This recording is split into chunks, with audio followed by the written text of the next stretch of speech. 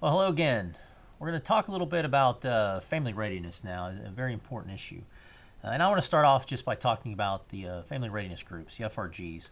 And I want to be completely transparent as we talk through this.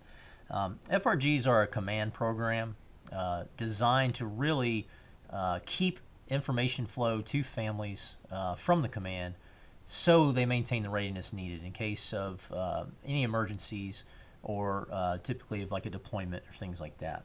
So we put a lot of emphasis on family readiness groups here. But I also understand that families have other interests that they are involved in, maybe church groups, maybe social activities, clubs. They get involved with neighbors. There's a lot of other social events or social groups that families get drawn towards, and we obviously don't want to disrupt that. But our FRGs are there on behalf of the command to be some of that social outlet should families need that. And we do a very good job in the battalion, and we always want to increase that by having more members come out and be a part of that so we can increase the cohesion of the battalion. Some things that I've put in place from a policy perspective with respect to FRGs, I really try to keep it simple and in line with what the group is designed to do, and that's to communicate to families. So a few things I've established. First of all, I want to reiterate that everyone belongs to the FRG. When I mean everyone, every soldier, single or married, and family member belongs to the FRG. So that is who we try to look out for. We've even gone so far as to include the boss reps and the NEO wardens, we'll talk about NEO here in a second, into our FRGs because they play a critical role and they're advocates for the groups that they represent. Number two, the communication is the number one priority for the FRGs in our battalion. It's critical that we are able to reach out and touch every one of the family members confidently in case of emergency. But what that means is, and what we've told units to do and FRGs to do, is they're required to make contact with any incoming personnel prior to arrival or within 2 weeks after arrival. It's very important we do that. We've all PCS'd, and we know the frustrations that can arise if no one's reached out to you when you come in. So we make that a mandate.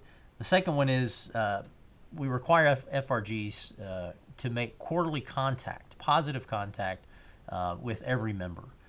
Again, that goes to that the mandate I have of communication being number one, and we have to verify that the communication works. And then the last one I want to highlight is the volunteering piece of FRGs. Volunteering is very important, and it's very personal for people. It's something that they find interest in, they want to volunteer. But it's voluntary. We don't want to create a climate here where you feel pressured to volunteer. If you come out to volunteer once, we truly appreciate it, and that's all we expect. We try not to then go back to the same people to volunteer all the time because we know that can put pressure on people. So we're trying to create a climate to increase people's interest to volunteer, but not overtax them with always going back and asking them to be the same volunteer. So those are some of the things from a guidelines perspective, from the Command Sergeant Major and I put out for FRGs. But there's also, like I said, in the Sergeant Major, we'll cover NEO, which is hugely a part of this. So, Sergeant Major. Thanks, sir. I'll tell you, being on an island out in the middle of an ocean, sometimes you just never know what's going to happen. Yeah. And so our families, they have to be prepared because sometimes they're just, it could be typhoons, which we've experienced here. It could be earthquakes. Who knows? And there may come a time when families may have to depart the island. And there's plans in place. We've already got a plan, aircraft, terminals, things of that nature. But we got to get the families contacted though, and so it's why it's so important that the FRGs maintain contact rosters of not just emails but phone numbers because once you depart here, we've got to stay in contact with you. So we need good emails, good phone numbers, and it's just we provide a lot of training to the units for NEO. So that way they can let the families know what the requirements are because, how do you get to the airport? How much luggage can you have? What do you do if you have pets? How do you work that? So there's a lot of questions and no doubt it'll be a lot of chaos. So it's important that we practice those things And some of our units are even starting to do their own exercises to practice that. So that way, if the time does come, they'll be prepared and they'll be good at it, and be a lot less traumatic for folks to get off the island. So that's the big reason, is that you just never know what's going to happen, and we always got to be prepared. And I think Jenna's got some more good ideas of how to even get better prepared. Yeah, actually online, if you go to myarmyonesource.com, there's some online training there that you can take advantage of, such as Family Readiness Group. We have FRG leaders. There's online training for them to better them be a leader, as well as volunteer management course. So if you are one that wants to volunteer, or you manage volunteers as an FRG leader, then you can take that course to prepare yourself better to work with the volunteers. Also, there's AFTB, Army Family Team Building.